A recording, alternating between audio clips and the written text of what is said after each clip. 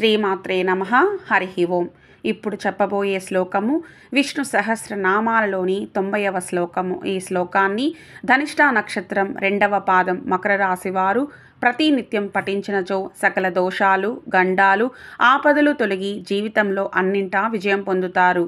ప్రతిరోజు మీ నక్షత్ర పాద సంబంధిత విష్ణు శ్లోకాన్ని పఠిస్తూ ప్రతి ఏకాదశి రోజు విష్ణు సహస్రనామాలను చదవడం లేదా వినడం వలన ఎలాంటి దోషాలు ఉన్నా జీవితం సాఫీగా సాగిపోతుంది. ధనిష్ఠా నక్షత్రం 1, 2 పాదాలు మకర రాశికి, 3, 4 పాదాలు కుంభరాశికి చెందుతాయి. ధనిష్ఠా నక్షత్ర అధిపతి కుజుడు. గణము రాక్షస గణము. శ్లోకము అనుబృహత్ కృశస్థూలో గృణభృన్నిర్గుణో మహాన్ అధృతస్వధృతస్వాస్యః ప్రాంగ్వంశో వంశవర్ధనః.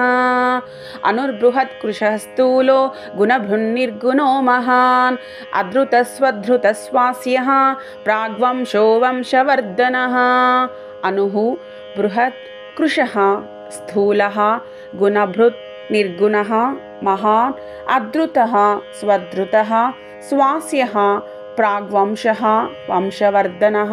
తాత్పర్యం: సూక్ష్మమైన రూపం గలవాడు, విశ్వరూపుడు అనగా అంతటా వ్యాపించినవాడు, స్థూల రూపం లేనివాడు, సర్వాంతర్యామి కనుక పెద్ద ఆకారం గలవాడు, గుణములను భరించువాడు, గుణరహితుడు, మహాపురుషుడు, ఏ ఆధారం లేనివాడు, తనకు తానే ఆధారమై ఉన్నవాడు, సుందరమైన ముఖం గలవాడు, సర్వవంశాలకు మూల పురుషుడు, వంశాన్ని వృద్ధి చేయువాడు శ్రీమన్నారాయణుడు.